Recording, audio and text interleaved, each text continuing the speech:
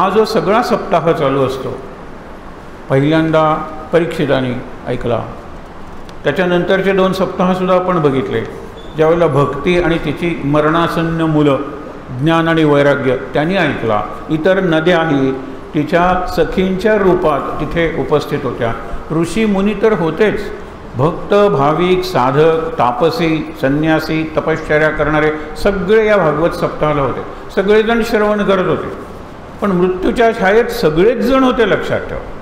उलट आपला मृत्यू नक्की केव्हा आहे हे जवळजवळ सर्वांना माहीत नसतो, सोडून याला परीक्षिताला.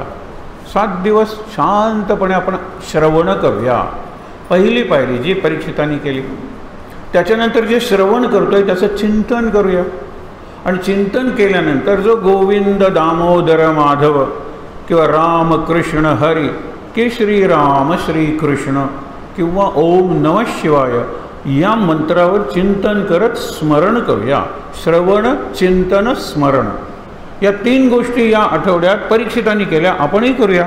नीट लक्ष देऊन ऐकूया, त्याच्यावर चिंतन करूया. चिंतन इथे केलंच जातं, चिंतनासाठीच हा सप्ताह आहे. आणि मग स्मरण ठेवूया. आता लक्षात ठेवा, सुखावसाने इदमेव सारम. ज्या वेळेला तुम्ही सुखात असता, गोष्टी तुमच्या मनाप्रमाणे घडत असतात, जीवनातील प्रसंग अगदी हवे तसे घडत असतात, त्यावेळेला सार काय, संसारातलं सार काय, इदम एव हे जे नाम आहे ना, नाम हेच सार आहे. सुखात असताना नाम हेच सार आहे. दुःखावसाने इदमेव ज्ञेयम. आणि दुःखाचा प्रसंग असेल तर लक्षात ठेवलं पाहिजे की नाम हेच खरं साधन आहे. सुखात आपण कधीकधी विसरले जातो, दुःखात आठवण राहते. काही लोकांच्या बाबतीत उलटही असतं, हे देवा तू दिलेस हे सगळं सुख म्हणून स्मरण करतात आणि काय आमचंच नशीब, नशिबाला दोष देत देवाला विसरतात. नामाला विसरू नका. सुखावसाने इदमेव सारम, दुःखावसाने इदमेव ज्ञेयम. देहावसाने मरताना आपण नेहमीच म्हणतो शेवटचा श्वास नामात गेला पाहिजे, ते तिथे सांगितलं. देहावसाने इदमेव जाप्यम. जप करा, स्मरण करा, ते नाम घ्या तुम्ही. गोविंद दामोदर माधवेती, कुठलंही नाम घ्या. हा एक श्लोक महत्त्वाचा आहे, हे स्तोत्रही महत्त्वाचं आहे. त्याच्यात गोविंद दामोदर माधव यांचा जपही होऊन जातो. काही स्तोत्रांची रचनाच अशी असते. रामरक्षा बघा, त्याच्यात पहिल्यांदा रामाचं असं केलेलं आहे की माझ्या डोक्याचं रक्षण कर, तिथे रामाचं चरित्र आलेलंच आहे. मध्ये काही एक वर्णनाचे श्लोक सोडले की नंतर जे श्लोक सुरू होतात त्यातल्या एकही श्लोक असा नाही ज्याच्यात रामाचं नाम नाही आहे. मग राम आहे, लोकाभिरामम आहे, कितीतरी निरनिराळी नाव आहे. अगदी अगदी लक्षात जर ठेवायचं असेल तर शेवटी राम रामेति रामेति रमे रामे मनोरमे. हे रमे रामे इथपर्यंत आपल्यापर्यंतच आहे. मनोरमा म्हणजे पार्वती आहे. पार्वतीला त्यांनी ते सांगितलं. सकाळी पार्वतीला सांगताना मी ऐकलं, माझ्या लक्षात राहिलं, तसं हे स्तोत्र मी लिहितोय असे ते बुधकौशिक ऋषी सांगतात. म्हणून रामच आहे. शेवटी सहस्रनाम तत्तुल्यम. आज सहस्रनाम म्हणल्यानंतर आता सगळ्यांची, संतांची सुद्धा सहस्रनामावली आहे. आश्चर्य वाटणार नाही, आपल्या महाराजांची सुद्धा, साईबाबांची वगैरे सहस्रनामावली. पण त्यावेळेला विष्णू सहस्रनाम हे एक होतं.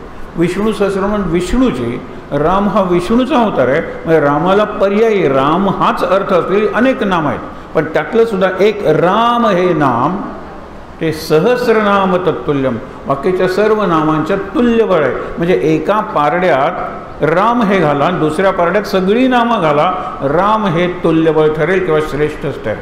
हे शेवटी सांगितलं रामरक्षेच्या. इथे तेच सांगितलेलं आहे की 3 त्यांनी सांगितले, सुखावसाने, दुःखावसाने, देहावसाने. अवसान म्हणजे एक अवस्था. आपण म्हणतो प्रसंग कसा आला आहे सांगता येत नाही आहे, पण सुखाचा आहे सांगता येत नाही, दुःखाचा आहे सांगता येत नाही, मृत्यूचा आहे. एकच गोष्ट कॉमन आहे ती म्हणजे गोविंद दामोदर माधवेती. राम कृष्ण हरी किंवा श्रीराम जय राम जय जय राम. हे अगदी लक्षात ठेवायचं. आता काही वेळ आपण उदय आपल्या विवेक जोशींनी सुंदरच करून घेतले, ते तर काय पंडितच आहेत या बाबतीत. पण आपण श्रीकृष्ण गोविंद हरे मुरारे हा जे पहिला चरण आहे ना ते म्हणणार आहोत. कारण संपूर्ण मुकुंद दामोदर हे जे संपूर्ण श्लोक आहे तो म्हणत भक्ती त्या ठिकाणी आलेल्या यमुनेच्या काठावरून जिथे भागवत सप्ताह चालू आहे तिथे आपल्या 2 कोणत्याही क्षणी मरतील अशा मुलांना घेऊन ती तिथे आलेली आहे. आणि जसजसे एकेका दिवसाचं भागवत होतं तसतसं ती मुलं तरुण व्हायला लागतात आणि शेवटच्या दिवशी तरुण होतात, अत्यंत रसरशीत बनतात। आई आपली भक्ती तिच्यापेक्षाही ते तरुण बनतात आणि अत्यंत आनंदानं भक्ती निघून जाते। हा एक असा प्रसंग होता की नारदसुद्धा गोंधळात पडलेला आहे। असा प्रसंगच मी बघितला नाही, म्हणून यावर उपाय मला माहीत नाही, पण मी उपाय नक्की शोधेन। आणि म्हणून आकाश मार्गाने जात असताना सनत कुमार ते 4 ब्रह्मकुमार ते दिसतात आणि त्याही सांगतात की अरे सप्ताह कर ना भागवताचा।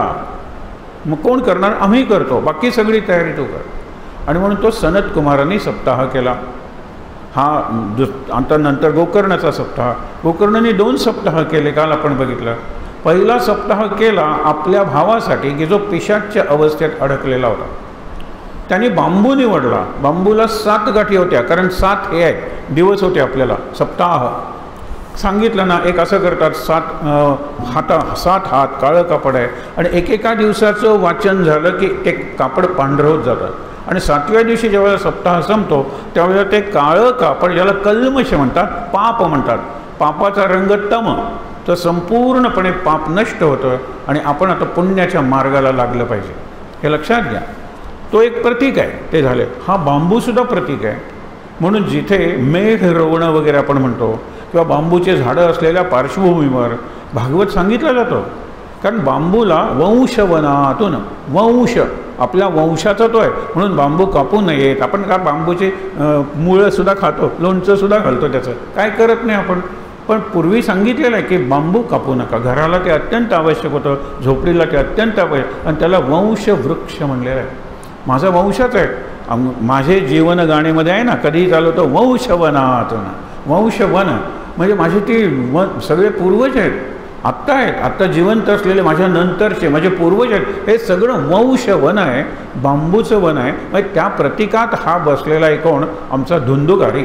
आणि इतकं लक्ष देऊन ऐकतोय कारण त्यांनी स्वतःला सांगितलेलं आहे, संकल्प केलेला आहे की मी मुक्त होणारच 7व्या दिवसानंतर।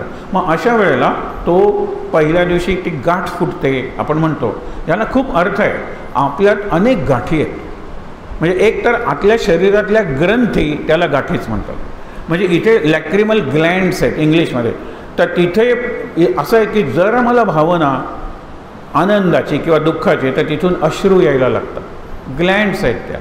निरनिराळ्या प्रकारचे स्राव, भीती वाटली निराळा श्वास, प्रेम वाटतंय निराळा स्राव, म्हणजे सिक्रिशन, वाहणं, द्रव पदार्थ वाहणं, हे लक्षात ठेवा, ते घडतच असतात, त्यांना गाठी म्हणतात। शरीरात अनेक प्रकारच्या गाठी आहेत, बाहेर तर काम क्रोध ही गाठी आहे, आणि गाठींचा बाप म्हणता येईल असा अहंकार आहे। अहंकार आणि वासना हे नवरा बायको आहेत म्हणतात महाराज। या नवरा बायकोंची पिलावळ कशी असेल सांगा बरं? काम क्रोध ही त्यांची मुलं आहेत एका अर्थाने।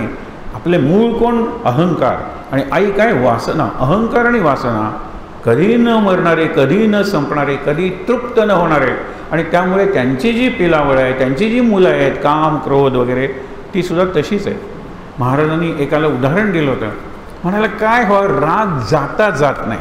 ते म्हणाले हा तुमचा कितवा जन्म आहे? तो म्हणाला ते मी कसं सांगू? मी सांगतो म्हणाले, तुम्ही अनेक जन्म, आणि अनेक जन्मात राग तुम्ही जसं क्युम्युलेटिव्ह डिपॉझिट असतं ना, तसा राग साठवत आणलेला आहे, साठवत आणलेला आहे, साठवत आणलेला आहे। तुमचा भाडेकरू गेल्या वेळेला किती त्रास देत होता तुम्हाला, सोडत नव्हता, तुम्हाला कोर्ट कचेरी करावी लागली, कोर्टाने घर तुम्हाला दिलं, घर सोडताना त्यांनी एक खुंटी ठेवली नाही, सगळं घर खणून ठेवलं, सगळं घाण करून ठेवलं घर, आणि मग त्यांनी सोडलंय। हा तर प्रपंचातला दिसणारा भाडेकरू आहे। आता काम क्रोध हे जन्मोजन्मीचे भाडेकरू आहेत, किती भाडं लक्षात ठेवा। त्यांना तुम्ही नोटीस देता, नाम घेता, तेव्हा चल कामा, चल क्रोधा, चल मत्सरा, चल दंभा, आपण जे म्हणतो ना, नोटीस असते, आणि नोटीस ज्याला त्यांना कळतं की आता 1 महिन्याची नोटीस आहे, 3 महिन्याची नोटीस आहे, जास्तीत जास्त त्रास देतात, सुटत नाही। तो अहंकार आणि मत्सर तो विषय नाही आपला, पण भागवत सगळं याच विषयाभोवती गुंफलेलं आहे। या आपण म्हणतोय रिपू आहेत, रिपू म्हणजे शत्रू, हे 6 शत्रू आहेत, 6च नाही, आत्ता सांगितलं अहंकार आहे, कधी न संपणारी वासना आहे, भ्रम आहे, अज्ञान आहे, हे सगळं शत्रूच आहे। शत्रूंची संख्या काही कमी नाही आहे, पण हे जे आहेत हे आत इतके गेलेले आहेत की त्यांना बाहेर काढण्यासाठी अत्यंत सूक्ष्म, सूक्ष्मतर आणि सूक्ष्मतम, म्हणजे सूक्ष्म, त्याच्यापेक्षा जास्त सूक्ष्म आणि सगळ्यात जास्त सूक्ष्म असं साधन लागतं. आपण मागे दरवेळेला महाराजांची गोष्ट बघतो आणि ती गोष्ट खूप चांगली आहे. त्याच्यात बांबूला एक स्थान आहे म्हणून ते सांगतो. तोपर्यंत आणखीन लोकही येते. लोक आल्यानंतर जर आपण पुढे सरकून बसायला हरकत नाही, आत्ताच बसायला हरकत नाही आहे, पुढे येऊन बसा. म्हणजे आज शनिवार आहे, कदाचित लोक येतील, पण ठीक आहे. एक शेतकरी आहे, तो आपलं शेत नांगरायला लागतो. शेत नांगरायला लागल्यानंतर शेजारी एक बीळ आहे, त्या बिळातून एक नागिण बाहेर येते. तो थांबवतो, कारण तो हिनीच दंश केला होता माझ्या मुलाला, मरता मरता माझा मुलगा वाचला, आता हिला जिवंतच ठेवत नाही. तो मागे गेल्यानंतर ती पुन्हा बिळात जाते. मग हा आता सूक्ष्मतर म्हणजे काय किंवा सूक्ष्मतम म्हणजे काय, महाराजांची अप्रतिम हे गोष्ट आहे किंवा उदाहरण, दृष्टांत. तो कुदळ घेऊन खणायला लागतो. त्यावेळेला एक साधू येतो, म्हणतो की हे काय करतोयस, नांगर आहे तुझ्याकडे, तर शेत कुदळीने कशाला खणतोयस, नांगराने नांगर ना. नाही नाही म्हणला, हे बीळ आहे, त्या बिळात नागिण गेलेली आहे, मला तिला मारायचं आहे, कारण तिने माझ्या मुलाला दंश केला होता वगैरे. नागिणीचं बीळ केवढं मोठं असतं रे, आणि ते तुला सापडणार नाही, किती खणशील तू, त्याच्यापेक्षा ह्याच्यापेक्षा सॉफ्ट असं काहीतरी वापर. सॉफ्ट म्हणजे सूक्ष्म, सॉफ्ट म्हणजे मृदू, सॉफ्ट म्हणजे सहज, सरळ, सुंदर, सात्विक, त्याला सॉफ्ट इथे शब्द वापरलेला आहे. तो कुदळीपेक्षा सॉफ्ट काय, तर हा बांबू. पहिल्यांदा तो तरुण असतो बांबू, त्या वेत म्हणतात त्याला, वागतो ना असा, आणि म्हणाली बिळं काही सरळ नसतात, काही वेडी वाकडी असतात. आणि हा नाग काय, स्वतः कधीच बीळ बांधत नाही, आयत्या बिळात नागोबा. आणि नेहमी उंदराचं बीळ त्याला खूप आवडतं, कारण खूप मोठं असतं ते, वेडं वाकडं असतं ते. तर किती तुझी काठी पुरणार आहे, जरी ती अशी वाकली तरी. मग काय कर, याच्यापेक्षा मृदू साधन वापर. मग तो विचार करतो की याच्यापेक्षा मृदू म्हणजे पाणी. विहीर असतीच, विहिरीचं पाणी काढतो आणि बिळात घालतो, विहिरीचं पाणी काढतो आणि बिळात घालतो. आणखीन एक साधू येतो, तो म्हणतो शेताला पाणी घालायची ही पद्धत कुठून काढली. नाही नाही, मी शेताला घालत नाही, या बिळात पाणी, आत नागिण आहे ती मला काढायची. त्यावेळेला तो काय सुचवतो, एक तर 2 जर टोकं असतील तर नागिण दुसऱ्या टोकातून निघून गेली असेल, पण जर एकच टोक असेल, नागिनीला बाहेर काढायचं तर याच्यापेक्षा मृदू साधन वापर. त्यावेळेला तो म्हणतो पाण्यापेक्षा मृदू मी काय वापरू. मग त्याला सुचतो आपण धूर आत भरूया. म्हणजे आपण चुळीत म्हणतो ना, नारळाची दाढी, तर पेटवतो आणि चुळीताचा धूर त्या बिळात सोडतो. त्या धूर सगळीकडे पसरतो, शेवटी ती नागिण गुदमरते आणि बाहेर येते. हे लक्षात ठेवा. महाराज म्हणाले अशा कितीतरी नागिणी आपल्या शरीराच्या निरनिळ्या, ह्याला तर नागांची बिळच म्हणलेलं आहे. ज्या कानावर परमेश्वराची कीर्ती कायम पडत नाही, ते कान म्हणजे सापाची बिळ आहेत. आता भीती वाटते की नाही, रात्री कापूस गाळून आपण झोपतो, त्यातून खरंच जर साप बाहेर आला तर, नाग बाहेर आला तर. कारण का की हे आहे ना, आपली वाणीच तशी आहे. त्यांनी सांगितले ज्या डोळ्यांना सगळीकडे दर्शन होत नाही प्रभूचं, ते डोळे सुंदर असले तरी मोर पिसाचे डोळे आहेत. मोर पिसाच्या डोळ्यांनी मोर दिसत नाही, मोराला दिसत नाही, पण मोर इतरांना दिसतो आणि त्याचे शत्रू त्याला मारतात. काय त्या डोळ्यांचा उपयोग आहे सांगा बरं.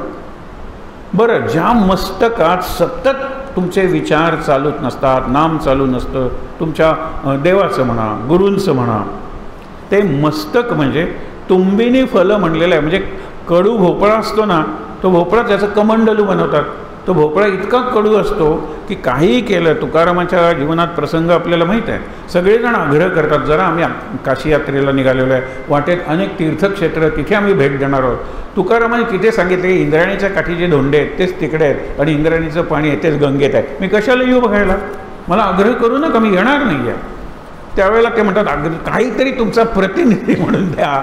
तर ते एक कडू भोपळा असतं, तर कडू भोपळा देतात.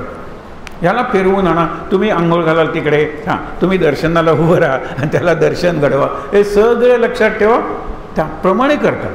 आल्यानंतर गंगापूजन असतं, गंगा आणलेली असते सगळ्या गावाला. त्यावेळेला काही अनाऊन्समेंट नसते, बाकीची साधनं नसतात, म्हणून सगळ्यांना नामंत्रण अशी दिली जातात तोंडी तोंडी की तुम्ही या, गंगापूजन आहे.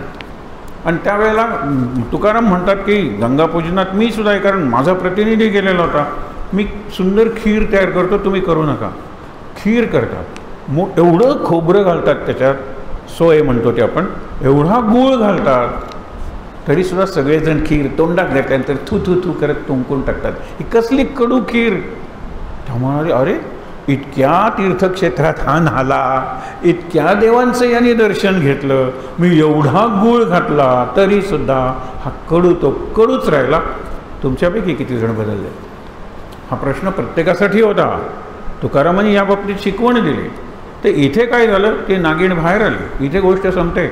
महाराज म्हणतात पुढे की जसा धूर आपल्याला दिसतो, हवा धुरापेक्षा सूक्ष्म आहे, कारण दिसत नाही. पण ती श्वास आत घेताना बाहेर सोडताना मी जे हवा घेतो त्या हवेपेक्षाही सूक्ष्म जे नाम आहे ते श्वासाश्वासावर घ्या. हेच महत्त्वाचं आहे. आणि नामापेक्षा सूक्ष्म काही नाही, हा लक्षात ठेवा.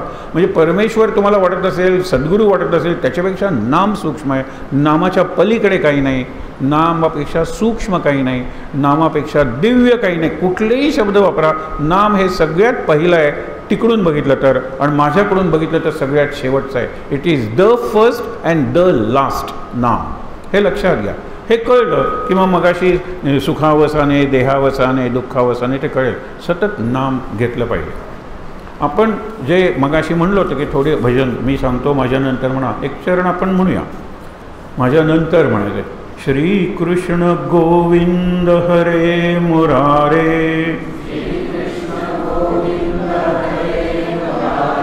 हे नाथ नारायण वासुदेव,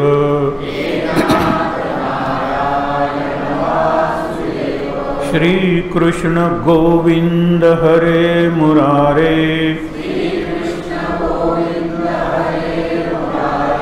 हे नाथ नारायण वासुदेव,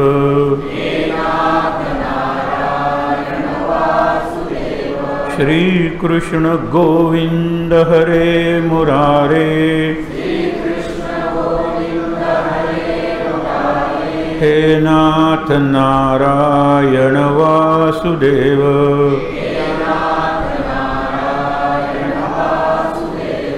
श्री कृष्ण गोविंद हरे मुरारे,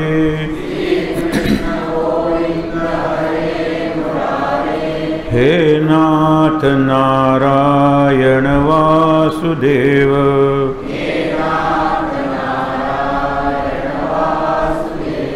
हे नाथ नारायण वासुदेव,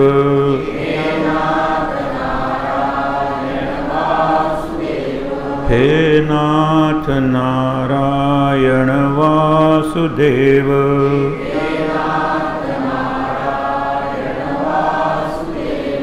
भगवान श्री गोपाल कृष्ण महाराज की जय. जय जय रघुवीर समर्थ. व्हॉल्यूम थोडा कमी करा, कारण जरा तो किंचाळायला लागला. हा आज तिसरा दिवस आहे. उद्या आपण सगळ्या अवतारांच्या कथा बघणार आहोत. भागवतात त्या तशा क्रमाने आलेल्या नाही. पहिल्यांदा वराह अवतार आहे, नंतर नृसिंह अवतार आहे, त्याच्यानंतर मत्स्य अवतार आहे.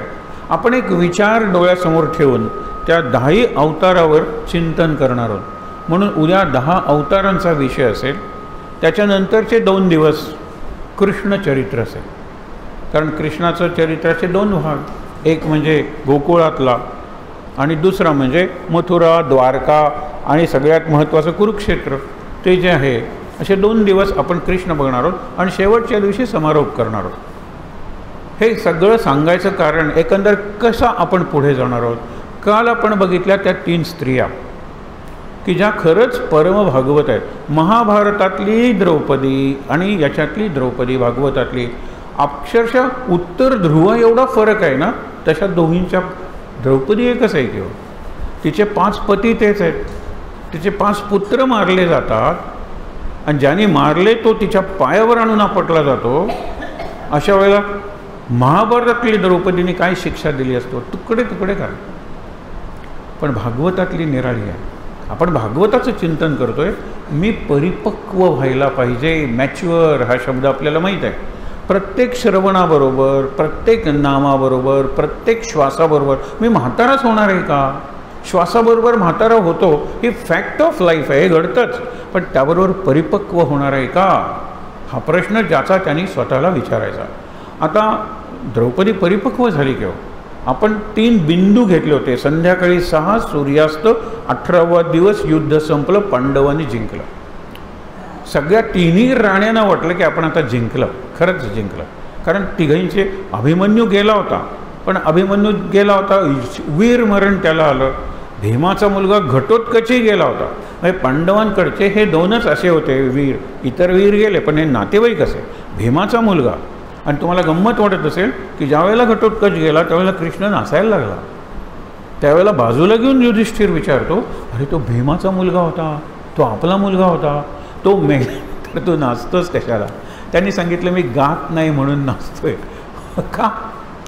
म्हणाले हा जर मेला नसता ना तर युद्धानंतर मी त्याला मारला असता. कारण का? याच्यावर कुठलाही संस्कार रुजणार नाही आहे. ज्याच्या कच, घट आणि उत, असा घट उत्कच. घट म्हणजे मडकं, त्याच्यावर केस उगवत नाही आणि उगवला की लगेच उन्मळून पडतो.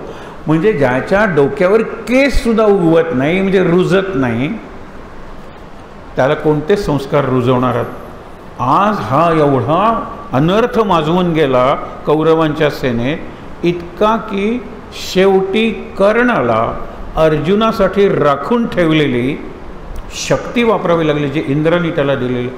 इंद्राचा मुलगा अर्जुन जगावा म्हणून इंद्राने त्याच्याकडे कवचकुंडलं मागून घेतली होती.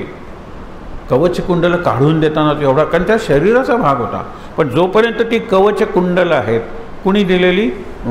सूर्याने दिलेली, आणि जन्मतः त्याच्याकडे होते, तोपर्यंत कुठलंही शस्त्र त्याला लागणारच नव्हतं.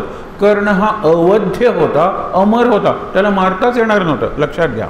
मग अशा वेळेला काय की साहजिकच तो विचार करतो की मी राखून ठेवणार आहे. मग इंद्राला वाईट वाटतं. इंद्र म्हणाला मी तुला शक्ती देतो. वासव म्हणजे इंद्र, वासवी शक्ती. ही शक्ती एकदाच वापरता येईल आणि कोणी म्हणजे कोणीसुद्धा मरेल. म्हणजे त्याला सुचवायचं होतं मी सुद्धा मरेल. अर्जुन तर मरेलच, त्यांनी ते राखून ठेवलेली आहे, हे कृष्णाला माहीत आहे.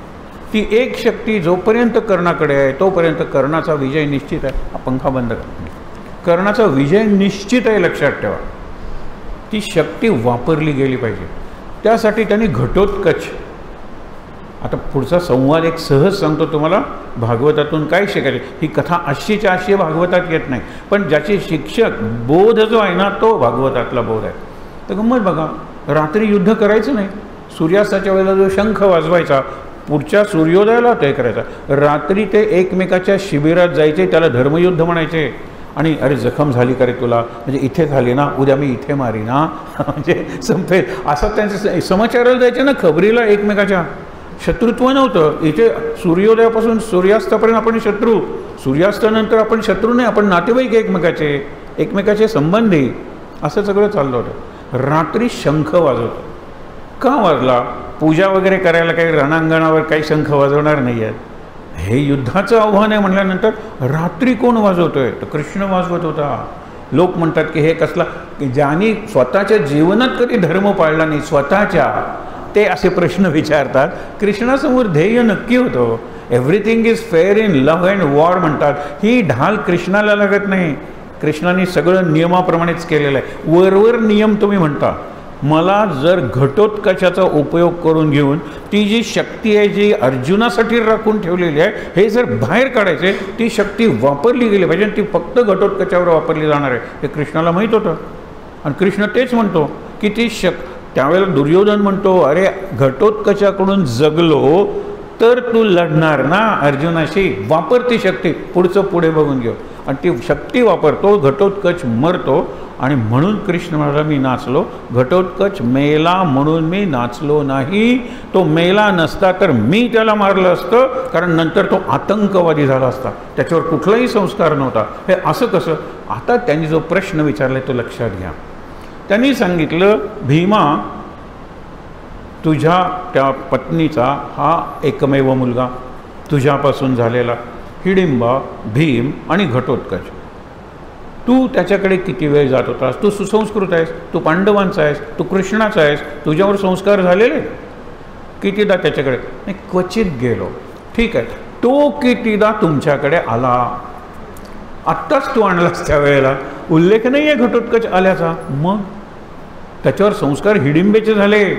त्याच्यावर संस्कार राक्षसांचे झाले आणि ते नरभक्षक होते.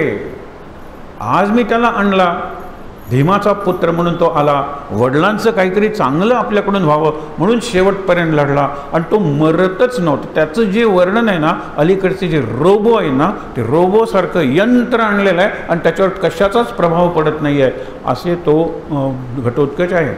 शेवटी कर्णाला ती शक्ती, म्हणून म्हणाले मी नाचतोय. आता अर्जुन वाचला, आता कर्णाला मारणं सोपं आहे, कारण कर्णाकडची कवच कुंडलं काढून घेतलेली आहेत आणि जी शक्ती होती कर्णाकडे तुला मारण्यासाठी, तिथे माझाही काही उपयोग झाला नसता. त्या शक्तीने तू मेलाच असता. तुझ्या वडिलांनीच ते दिलेले आहे कर्णाला.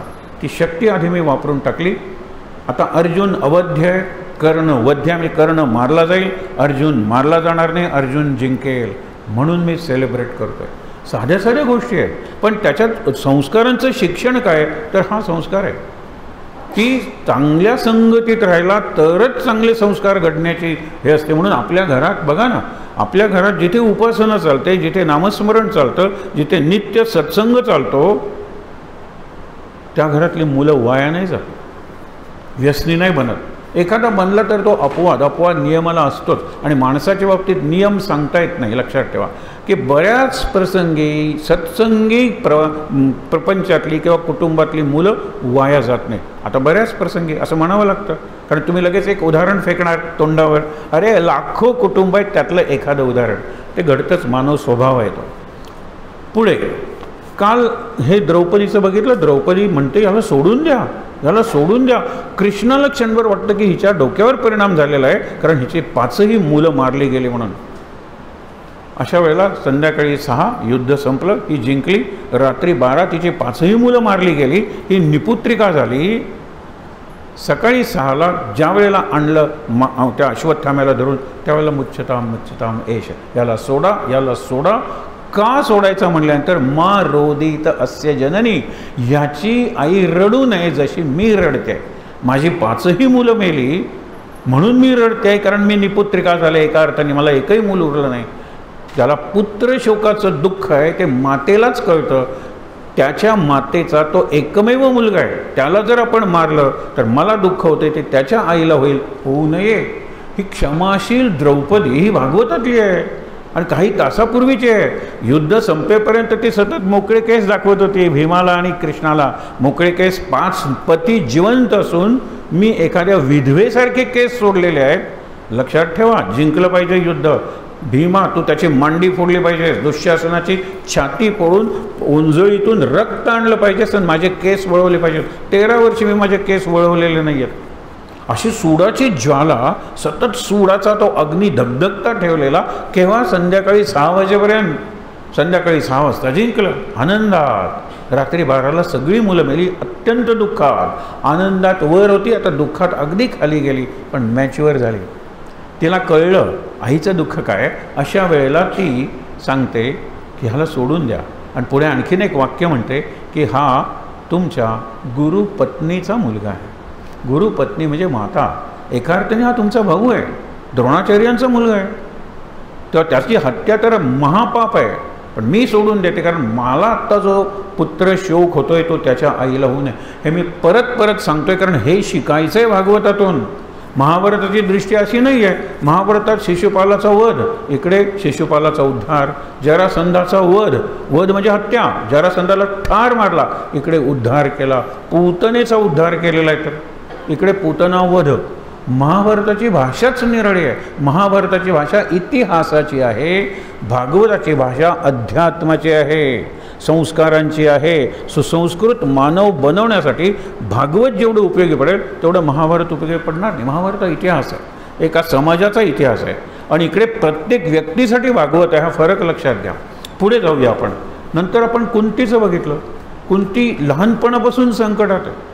सांगितलं ना, एवढं पृथा विस्तारत जाणारं नाव कुंती कुंठित झाली, कारण वडिलांनीच देऊन टाकली आपल्या मित्राला. म्हणजे जी पृथा शूरसेन, कृष्णाची आत्या, कृष्णाचे वडील वसुदेव, त्यांची सख्खी बहीण, तिला देऊन टाकलं. कुंती भोज राजाला नाव कुंती झालं. 16व्या वर्षापर्यंत अत्यंत प्रामाणिकपणे ह्या कुंती भोज राजाच्या राज्यात राहिली. अशा वेळेला येतात दुर्वास ऋषी आणि म्हणतात, एक मंत्र माझ्यातून प्रकट व्हायला अगदी आतून जसं लहान मूल आतून जसं जसं 9वा महिना 8वा महिना येतो त्या आतून लाथा मारायला लागतं, तसा एक मंत्र व्यक्त होण्यासाठी आत माझ्यात अत्यंत हालचाल करायला लागलेला आहे. मला उपासनेसाठी, ध्यानासाठी आणि तो मंत्र प्रकट करण्यासाठी, व्यक्त करण्यासाठी एक जागा द्या. कुंतीभोज म्हणतो तुमच्यासारखे ऋषी येणं म्हणजे आमचं भाग्य.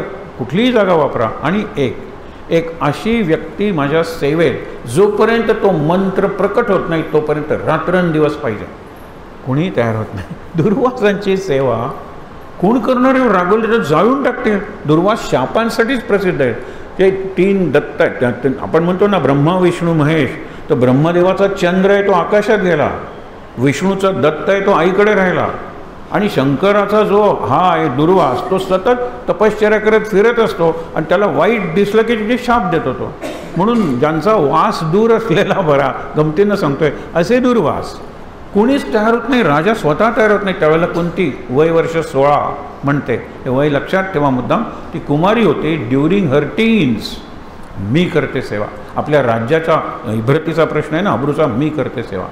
दुर्वास म्हणाले तू लहान मुलगी आहेस, सहन करशील?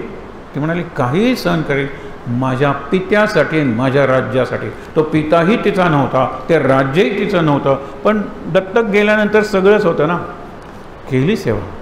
आणि ज्या वेळेला तो मंत्र प्रकट झाला त्यावेळेला तिला त्याने विचारलं, हा मंत्र मी तुला देऊ का? वशीकरण मंत्र आहे. या विश्वातली कोणतीही शक्ती तुला वश होईल, म्हणजे तुझ्या कंट्रोलखाली येईल, नियंत्रणाखाली. हा मंत्र म्हणून त्या शक्तीचं स्मरण केलं असतं. त्यावेळेला पहिल्यांदा कौमार्य सुलभ म्हणतात ना, ती तरुण आहे, मग द्या ना. त्याला काय वाटलं चॉकलेट आहे ते, द्या ना, विचार करा, नाही द्या. आता एवढी सेवा केली तुमची तर मंत्राचं काय? दिला मंत्र. पण एक लक्षात ठेव, जपून उपयोग कर. नाही करणार म्हणाली शक्यतो. कुणाला वश कशाला करायचं? आपण दुसऱ्यांच्या वश, चांगली जर व्यक्ती असेल तर व्हावं, दुसऱ्याला कशाला वश करणं म्हणजे जिंकणं. काही दिवस जातात. पहाटेच्या वेळेला सौंध म्हणजे बाल्कनी उभी आहे आणि समोर उषा म्हणजे सूर्योदय झालेला नाही आहे. आधी उषा येते, नंतर अरुण येतो, नंतर सूर्य येतो. असं सूर्योदयाचं वर्णन आहे. आणि संदीप प्रकाश असतो सुंदर रंगांचा वगैरे. ते बघितल्यानंतर तिच्या मनात येतं, वय वर्ष आता 17 लागलं असेल, वर्षभर तिने समजा दुर्वासांची सेवा केली, 17 वर्ष.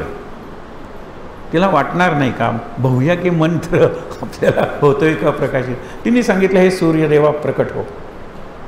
सूर्य प्रकट झाला मानवाच्या रूपात आणि म्हणाला ज्या अर्थी तू मला बोलवलेलं आहेस त्या अर्थी तुझा हेतू एकच आहे, तू आणि मी यांचा संगम व्हावा.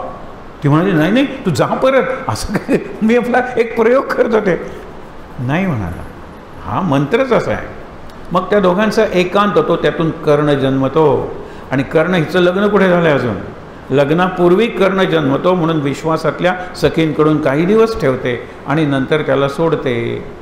दुर्गा भागवतांचं व्यासपर्व आहे, तिथे त्या म्हणाल्या सोडताना त्या मातेच्या मनाला दुःख झालं नसेल. एकतर एवढं तेजस्वी पोर, ज्यावेळेला सगळे प्रश्न विचारतात परशुराम कर्णाला आणि शेवटी विचारतात मी क्षत्रियांना शिकवत नाही माहीत आहे ना तुला, कारण क्षत्रियांनी माझ्या वडिलांना ते तपश्चर्या म्हणजे तपो करत असताना, ध्यान करत असताना त्यांचं डोकं उडवलेलं आहे, मी नाही शिकवणार.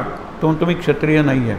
तो इतका तेजस्वी होता, त्यावेळेला कवच कुंडल होती, त्याचा इतका सुंदर पुरुष नव्हता, हे लक्षात घ्या. मग तो म्हणतो नाही त्याचं तेजच होतं, ब्राह्मण आहे मी, खोटं बोलतो, शिकवतात तुझ्या. पण माझी आणखीन एक टेस्ट राहिलेली आहे. तो बाण मारतो, सूर्यापर्यंत तो बाण गेलेला दाखवतात, सूर्याचं तेज त्या बाणात येतं आणि तो त्याच्या छातीला लागतो. त्याला सूर्याचं कवचच आहे की. एखादा माणूस मेला असता, काय क्वालिफाईंग टेस्ट आहे बघा, मेला तर मेला, तुम्हाला आता शिष्य व्हायला योग्य नाही, तर ते त्याच्या त्या कवचावर तो बाण आपटतो, एवढा लोळ किंवा आगीचं तेज निर्माण होतं. परशुरामसुद्धा डोळे मिटतात. तू आहेस कोण? तुमचा विद्यार्थी. मग मी विद्यार्थी म्हणून तुला स्वीकारतो. सगळं सगळं सगळं देतात. तो सगळा मला विषय तुम्हाला सांगायचा नाही आहे, परंतु संस्कार हा अत्यंत सुसंस्कृत आहे. सगळ्यात मोठा मुलगा आहे कुणाचा? कुंतीचा. म्हणजे मोठा, आता म्हणायला हरकत नाही पांडवांच्यात मोठा. पांडूचं नाव घालू नका कारण सूर्यापासून झालेलं आहे. पांडूचे पुत्रसुद्धा निरनिराळ्या शक्तींपासूनच झालेले आहेत. आपण युधिष्ठिराच्या वेळेला थोडक्यात पाहणार आहोत. पण झालं काय की तो ज्येष्ठ कौंतेय झाला असता ना, कुंतीचा पुत्र आहे तो ज्येष्ठ कौंतेय, युद्ध झालंच नसतं. युधिष्ठिराने सगळी संपत्ती जी काही त्याची म्हणून आहे, त्याला राज्याभिषेक झालेला आहे, यौव राज्याभिषेक, त्याच्या पायावर ठेवली असते, युद्ध नको. आणि कर्ण जर गेलाच नसता दुर्योधनाकडे तर दुर्योधन कुणाच्या शकुनीच्या जोरावर लढणार होता, शकुनीच्या जोरावर तो डावपेच वगैरे आखणार होता, पण जिंकणार होता, लढणार होता तो कर्णाच्या बळावर. पण तसं होणार नव्हतं. एक सहज आत्ता सांगतो म्हणून तुम्हाला, युधिष्ठिराचे पाय आणि कुंतीचे पाय अगदी सारखे होते. आपल्यात जर 2-3 मुलं असतील तर त्यातल्या एका मुलाचे पाय अगदी आपल्यासारखे, आपण म्हणतो मातृमुखी, तर मातृपदी पायसुद्धा किंवा वडिलांसारखे असतात. अंगठा, दुसरं बोट याच्यामधलं मुद्दामून हा एक नियम सांगितलेला आहे. तर ज्या वेळेला भीमाला ती विशेषता सांगते, तुला राग येईल तुझ्या मोठ्या भावाचा, त्यावेळेला मोठ्या भावाच्या पायाकडे बघायचं, ते पाय तुला माझ्या पायांची आठवण करून देतील. आणि असा प्रसंग आला ज्या वेळेला तो द्यूत एक एक हरत गेला. पहिल्यांदा सहदेव, नंतर नकुल, नंतर अर्जुन, नंतर भीम, नंतर हा स्वतः हरला. आणि पांचाली म्हणजे द्रौपदीला त्या द्यूतातल्या पणाला लावला आपण म्हणतो. त्यावेळेला म्हणतो सहदेवा अग्नी आण, या युधिष्ठिराचे हातच जाळून टाकतो ज्या हाताने तो द्यूत खेळतोय. त्यावेळेला अर्जुन म्हणाला, रागवू नकोस, दादाच्या म्हणजे युधिष्ठिराच्या पायाकडे बघ, पायाकडे बघ, काय अग्नी आणून हात जाळून टाकतोस, मोठा भाऊ आहे आपला, आईने काय सांगितलंय. मग तो त्याच्या पायाकडे बघतो आणि हळूहळू शांत होतो.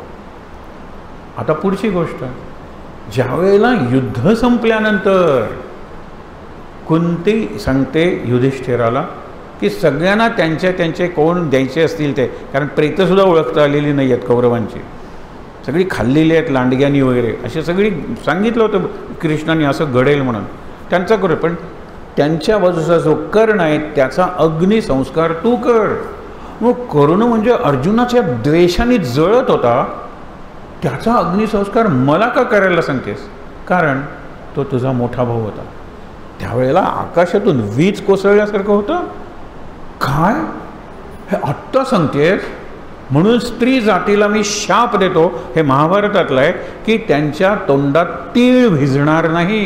म्हणजे कुठलंही रहस्य जास्त वेळ तीळ भिजाना किती वेळ लागेल? 1 सेकंद.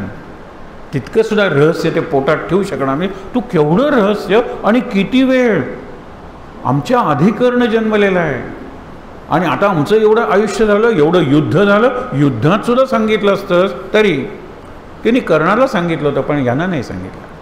कर्णाकडे ती गेली होती. हे महाभारत आहे, जास्त हे भागवत नाही आहे, पण तरी सुद्धा लक्षात घ्या ती कर्णाकडे जाते. कारण कर्णाला सांगायला की तू माझा मोठा मुलगा आहेस. कृष्णाने त्याआधी हे कारस्थान केलं होतं, त्याला सांगितलं होतं की तू ये, आत्ता माझ्या रथात आलायस ना, असंच आपण पांडवांच्याकडे जाऊया, युद्धच होणार नाही, कोणी मरणार नाही, तू ये, तू मोठा पांडव आहेस, लक्षात ठेव, तो कुंतीचा सगळ्यात मोठा पुत्र आहे, राज्यावर तुझा अधिकार आहेच. कृष्ण आहे, द्रौपदीवरही तुझा अधिकार असेल. कारण द्रौपदी आणि कर्ण यांच्यात एक अदृश्य किंवा अध्यारूत म्हणतात ना, असं एक आकर्षण आहे. पुढे एक प्रसंग आहे, पण सगळं सांगायला नको, पण लक्षात घ्या तुला द्रौपदीसुद्धा मिळेल. त्याला एवढं आमिष दाखवलेलं आहे. तो खूप उशीर झाला, आधी सांगितलं असतंस. आता मी वचन दिलेलं आहे कोणाला? दुर्योधनाला. ते वचन मी पाळेन, मी मेलो तरी चालेल. आणि म्हणून तो बाण गेला. द्रौपदी ज्या वेळेला जाते त्यावेळेला कर्णाचं वाक्य लक्षात ठेवा. हा कर्ण सतत वासुदेवाला जोडलेला आहे, कृष्णाला, हे भागवत सांगतं, हे लक्षात ठेवा. भीष्म सतत कृष्णाला जोडलेले आहेत, युधिष्ठिर वगैरे जोडलेले आहेत, ते काय पांडवच आहेत, त्यात विशेष नाही. आपण त्या गोष्टी बघणार आहोत. कर्णाचं फक्त लक्षात घ्या, तो सतत म्हणायचा निर्णय. माधव त्याचं आवडतं नाव होतं, की माधवा हे किती उशिरा सांगतोयस मला, पण आता काही त्याचा उपयोग नाही आहे. तो सांगतो कृष्ण माझं ऐकत नाही. तो कुंतीला सांगतो तू जा. केव्हा जायचं? सकाळी स्नान केल्यानंतर पहिला जो त्याला भेटेल तीरावर त्याला सांगतो तुला पाहिजे ते मी देतो. आता ही सकाळी गेलेला आहे, त्यावेळेला इंद्र गेलेला आहे, त्यांनी त्याचं कवच कुंडलं मागितलेलं आहे. ही रात्री जाते त्याच्या शिबिरात. तो म्हणतो की तू आत्ता कशाला आलीस? त्याला माहीत आहे माता. ती म्हणाली मी तुझ्याकडे मागायला आलेला आहे. हा, आज्ञा कर, तू काय मागतेस? नाही, मला 5 पुत्रांचं, तू माझा मोठा पुत्र आहेस, आणि म्हणून तुझ्याकडे मी मागायला आलेलं आहे, माझ्या 5 मुलांना जीवदान दे. विचार करा, तथास्तु दैले तुझी 5 मुलं युद्धात जिवंत राहतील. जायला लागल्यानंतर तो परत बोलवतो, तुला मुलं किती आहेत? 5. मी नाही, मी तुझा मुलगा नाही आहे. आत्ता सांगितलंस ना 6. अर्जुनाला जरी मी मारलं तरी तुझी 5 मुलं. ती म्हणते नाही नाही, माझी चूक झाली, अर्जुना सकट 5 मुलं मला पाहिजे. म्हणजे सोपं आहे, मी मेलेलो तुला पाहिजे, माझा जीव माग ना, दिला. आणि तिथे तो म्हणतो की 2 माता 3 तात तरीही अनाथ, करणा ही तुझ्या जीवनाची कहाणी आहे. मला 2 माता, एक कुंती आणि दुसरी राधा, जिने माझं पालन पोषण केलं. आणि मला 3 तात म्हणजे 3 पिता, एक सूर्य, एक पांडू कुंतीचा नवरा म्हणून, आणि तिसरा अधिरथ ज्यांनी माझं पालन पोषण. 2 आई आणि 3 पिता असताना मी जन्मभर अनाथ होतो. सूर्यपुत्र असताना, कुंतीचा मुलगा म्हणून क्षत्रिय असताना, सतत सूतपुत्र म्हणून हिणवून घेतलं मी आयुष्यभर. कर्ण ही तुझ्या जीवनाची कहाणी. हा कर्ण सतत कृष्णाला जोडलेला आहे. तो म्हणतो, माधवा तू बघितलंस ना की ऐवजी माझं तुझं स्मरण चालूच असतं. कृष्ण म्हणाला, मला नातं हे माहीत आहे रे, परंतु ह्या तू अशाच पक्षाला आहेस की या नात्याचा उपयोग होणार नाही.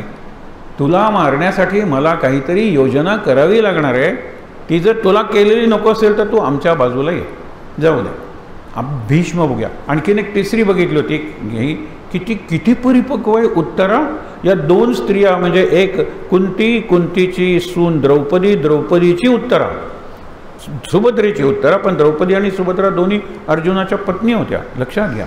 अशा वेळेला अभिमन्यू, अभिमन्यूची पत्नी, काय वयाने काय फार मोठी नव्हती, जीवनातले फार अनुभव नव्हते, सगळं चांगलंच घडलं होतं की. तिला शिकवलं होतं की नाही नृत्य करायला अर्जुनाने अज्ञातवासात. ज्यावेळेला अर्जुन अर्धा पुरुष अर्धी स्त्री अशी बृहन्नडा होते. अर्जुनाचं चालणं सुद्धा एवढी मोठी वेणी चालताना मुरडत वगैरे अशी चालायची ती. तिने नृत्य शिकवलं होतं. म्हणजे अर्जुनासारखा गुरु, विराट वगैरे सारख्या राज्याची ही राजकन्या. द्रौपदीने जिचा शृंगार केला होता, काल सांगितलं ना, द्रौपदी ही सगळ्यांचा शृंगार करत होती, तिने केलेला.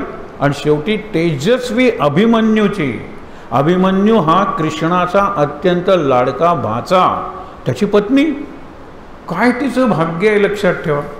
पण आता दुर्दैव आहे की अभिमन्यू मारला जातो त्यावेळेला तिला काय वाईट वाटलं असेल. घटोत्कच नंतर मारला, तो अभिमन्यू आधी मारला गेलेला आहे. पांडवातला पहिला कोणी जर महत्त्वाचा गेला असेल तर तो अभिमन्यू, अधर्माने मारला. शूरवीर म्हणूनच तो प्रसिद्ध झाला, अमर झाला अभिमन्यू. त्याच्यानंतर काय की ज्या वेळेला अभिमन्यू गेला हे दुःख आहेच, पण तरी बाकीची द्रौपदीची 5ही मुलं जिवंत आहेत वगैरे वगैरे, आनंद होता तिला. अशा वेळेला दुसऱ्या दिवशी हा अश्वत्थामा ब्रह्मास्त्र सोडतो पांडवांवर. मग अर्जुन प्रतिब्रह्मास्त्र सोडतो आणि पांडव अभेद्य राहतात, अवध्य राहतात. म्हणतो मला दिशा वळवता येते, आणि वळवून तो ब्रह्मास्त्र गर्भावर सोडतो, कुणाच्या? उत्तरेच्या. आता इथपर्यंत आपण बघितलं आहे. तुम्हाला वाटेल रिपिटेशन आहे, रिपिटेशन आहे. पुढचं त्यांची रिॲक्शन इज इम्पॉर्टंट. नेहमी क्रिया तुमच्या हातात नाही आहे. बऱ्याच वेळेला क्रिया is governed and guided by your destiny. तुमच्या प्रारब्धाप्रमाणे क्रिया घडते, हे लक्षात ठेवा ना. आता माझं प्रारब्ध आहे म्हणून मी सांगतोय, तुमचं प्रारब्ध आहे म्हणून तुम्ही ऐकताय. तुम्हाला वाटतं काय माझं प्रारब्ध, वरती बसलोय वगैरे सगळं. एक लक्षात ठेवा, हे अनेकदा सांगितलेलं आहे, माझ्या प्रारब्धात 3 शाप आहे. जावंच लागतं प्रवचनाला. तुम्हाला काय वाटेतून अर्ध्या वाटेत आला कुठला फोन, जाऊ द्या उद्या जाऊया, 7 दिवस तर आहे. प्रवचनात जागं राहावं लागतं. तुम्हाला परवानगी आहे झोपण्याची, मला जागं राहावं लागतं. आणि माझं प्रवचन मला तरी पूर्ण ऐकावं लागतं, नाहीतर या वाक्याला ते वाक्य जोडणार कसं मी? मला ऐकावं लागतं, मला जागावं लागतं, आणि मला जावंच लागतं. म्हणून मी तुमच्यापेक्षा वैभवात वगैरे नाही, या काठाच्या सिंहासनावर बसलोय मी. ठीक आहे, जाऊया पुढे जाऊया. भीष्माचार्य तर ही तीन गोष्टी सांगते. मला तिचं कौतुक वाटतं. पहिल्यांदा ती सांगते तिचा गर्भ जळतोय, गर्भाशयाचा दाह होतोय, इन्फ्लेमेशन. कल्पना करा, बाहेर जरा काही लागलं तर आत आहे तिचं गर्भाशय, आणि ते जळायला लागलेलं आहे ब्रह्मास्त्राच्या अग्नीमुळे.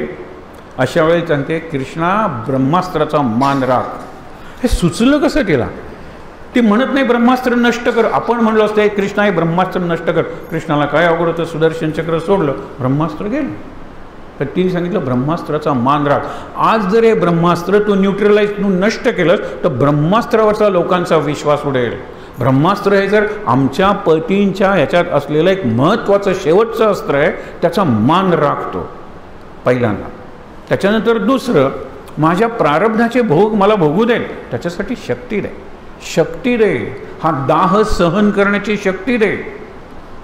महाराज तेच म्हणतात, तुमचे प्रारब्धाचे भोग मी बिलकुल दूर करणार नाही, पण ते आनंदात भोगण्यासाठी शक्ती देतो. मग काय बिघडलं? बऱ्याच वेळेला प्रारब्ध एन्जॉय करतात लोक. म्हणजे आपले जे असे रोग असतात ते इतके गोजीरवाणे बनतात. कोणी आलं की काय करायचं रे, कॅन्सर झाला, त्याला तर कुरवाळतात, काय त्यांना सांगायचं आहे. म्हणून असं समजू नका की हे वाईट तर वाईटच आहे, असं नाही, आणि हे चांगलं तर चांगलंच आहे. नाही, चांगल्यात सुद्धा लोक दुःखी असतात आणि वाईटात सुद्धा लोक आनंदात असतात. आनंदात राहणं म्हणजे परमेश्वराचं दर्शन. ही बाबा बेलसरेंनी केलेली व्याख्या अगदी लक्षात ठेवा. परमेश्वराचं दर्शन म्हणजे 4 हात वगैरे असं काही होणार नाही आहे. सगुण सदेह साकार दर्शन कुणाला होत असेल तर तो भास असेल कदाचित, किंवा होतही असेल, पण आनंदात कुठलंही कारण नसताना आहात ना, बस देवदर्शन आहे. तुम्ही देवाच्या सान्निध्यात, देवाचा किंवा सद्गुरूंचा स्पर्श तुम्हाला झालेला आहे. तिसरी गोष्ट ती काय मागते, हे पोर जगव नाही म्हणत, ती माझी इच्छा झाली. तुझी इच्छा असेल तर पांडवांच्या वंशवेलीचा हा अंकुर तू जगव. तुझी इच्छा असेल तर पहिल्यांदा ब्रह्मास्त्राचा मान राख, नंतर मला कितीही दाह झाला माझ्या प्रारब्ध सहन करण्याची शक्ती दे. आणि काही तिने ब्रह्मास्त्र नको, मला हा दाह नको, मला हे मूल हवं, काही सांगत नाही. तुझी इच्छा असेल तर पोर वाचव. आणि मग पोर वाचतं वगैरे ते काल आपण बघितलं. आता ह्या 3 स्त्रियांना करा, 3 पुरुषांना नमस्कार करा सांगितलं सुरुवातीला. भीष्मांचं जीवन आहे ना, एक मोठं दीर्घ जीवन आहे भीष्माचार्यांचं. जरा मागच्या जन्मात गेल्याशिवाय भीष्मांचं जीवन कळत नाही. ते मुळात आहे कोण? वसू. 8 दिशा आहेत आपल्या, पूर्व पश्चिम उत्तर दक्षिण आग्नेय नैऋत्य वायव्य ईशान्य. या प्रत्येक दिशाचा स्वामी असलेला एक वसू आहे. म्हणून आपल्या पृथ्वीला वसुधा वसुंधरा असं म्हणतात. आणि वसुमती सुंदर नाव आहे. जशी बुद्धिमती तशी वसुमती म्हणजे आपली पृथ्वी. प्रत्येक याला म्हणून अनेक मंदिरावर 8 दिशांना अष्टदिक्पाल वगैरे असतात. तर ते तसे त्यातले 8वे वसू दिव नावाचे ते भीष्म आहेत. हे गंधर्व वसू आहेत. हे वसू वगैरे गंधर्व वगैरे स्नान करायला, गंमत करायला पृथ्वीवर मनुष्य रूपात मनुष्य देह धारण करून येतात. कारण तिकडे फार मोनोटोनी आहे. काय सतत तीच गंगा स्वर्गातली, काय सतत तीच झाडं पारिजातकाची किंवा कल्पवृक्षाची, काय सतत तेच हिरे, कंटाळा येतो त्यांना. आणि प्यायचं काय सतत अमृत. आमच्याकडे किती ऑप्शन्स आहेत प्यायला, आमच्या पृथ्वीवर किती ऑप्शन्स आहेत. म्हणून त्याच्यासाठी ते देव मानव धारण करून, देह धारण करून पृथ्वीवर येत असतात. तसे ते आलेले आहेत वसू. आपल्या स्त्रियांना घेऊन आलेल्या आहेत, पत्नी मैत्रिणी वगैरे, आणि ते जलक्रीडा करतायत. जलक्रीडा केल्यानंतर सगळ्यांना भूक लागते. भूक लागल्यानंतर शेजारी वसिष्ठ ऋषींचा आश्रम आहे आणि ते त्यांच्याबरोबर आलेली मंडळी असे मला वाटतं की 100-200 लोक असतील. भूक लागलेली आहे. वसिष्ठ म्हणाले तुम्हाला काय काय पाहिजे त्याची यादी दिलीत, ज्याला आपण म्हणतो यथेच्छ आणि भरपूर, यथेच्छ आणि यथेष्ट भोजन देण्याची व्यवस्था आहे. पानं मांडली जातील, बसा त्याच्यावर. इतकं प्रत्येकाला जे पाहिजे ते दिलं जातं, पाहिजे तितकं दिलं जातं, ते तृप्त होतात. आता हे वसू विचारतात वसिष्ठांना, इतकी अन्न सामग्री तुमच्याकडे होती म्हणतात. आपल्याला खूप आवडतं ना गोव्यात, नाही मग एवढे तुमच्याकडे रांधपी होते, एवढे इंधन वगैरे होतं, काहीच नव्हतं, काहीच नाही. तरी एवढं जेवण वगैरे. माझ्याकडे कामधेनू आहे, नंदिनी, जी अमृत मंथनातून निघाली ती कथा आपण बघू नंतर. ती नंदिनी त्या कामधेनूचीही संतती आहे. नंदिनी आपण निरनिराळी नावं तिला देतो आणि ती जी नावं आहेत ती कामधेनूची संतती आहे. तर ती देते मला सगळं. त्यावेळेला ते म्हणतात तुमच्याकडे कधीतरी कोणीतरी येणार, तुम्हाला कशाला पाहिजे कामधेनू, आम्ही नेतो. आमच्याकडे येतात लोक, आम्ही लोकांना बोलवतो, आमच्याकडे पार्टी होतात, निरनिराळे पदार्थ तयार करेल ना ही कामधेनू. त्यावेळेला ते म्हणाले मी हिला बोलवलेलं नाही. हे लक्षात ठेवा, खूप मोठा विषय. मी फक्त कामधेनू पुरतंच बोलतो होता.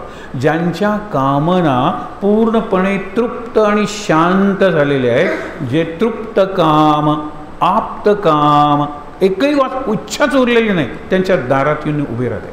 कारण तिला माहीत आहे इथे आपला उपयोग दुसऱ्यासाठी केला जाईल. हा जो धनी स्वामी आहे या जागेचा तो स्वतःसाठी करणार नाही. मला कोणतीही इच्छा नाही आहे, कामधेनू घेऊन गेलात तरी चालेल, पण ती तुमच्या मागून आली पाहिजे, तिला ओढून नेऊ नका. हे वसू म्हणतात न्यायचे ओढून. मग ती स्वतःतून सैन्य तयार करते आणि त्यांचा पराभव करते आणि 8ही वसूंना धरून ते सैनिक वसिष्ठांच्या पायावर आणतात. त्यावेळेला पहिले 7 म्हणतात ऋषीवर आमचं चुकलं, आम्हाला क्षमा कर. वसिष्ठ शाप देतात, मनुष्य जन्म घ्यावा लागेल. मनुष्य जन्म हा शाप आहे, कारण मनुष्य जन्मात मुक्तीची संधी आहे. संधी असलेला हा जन्म आहे. पण नेहमी शाप, आता 2-4 गोष्टी येतील की जे शाप म्हणजे मनुष्य जन्म, मनुष्याचा जन्म. आता हे वसू आहेत ना, स्वामी आहेत दिशांचे, अशा वेळेला त्यांना परत माणूस जन्म 7 शरण येतात. त्यावेळेला ते उशाप देतात की जन्मताच तुम्हाला मरण येईल, तुमची आईच तुम्हाला मारेल, मग सुटलात तुम्ही. हा मग त्यांना बरं वाटतं. हा जो 8वा आहे द्यू, जो पुढे भीष्म झाला, तो क्षमा मागत नाही. आमचं काहीच चुकलेलं नाही, आम्ही वसू आहोत, तुम्ही ऋषी असलात तरी माणूस आहात. ते म्हणाले तुला दीर्घ जीवन, शाप आहे तुला दीर्घ जीवन.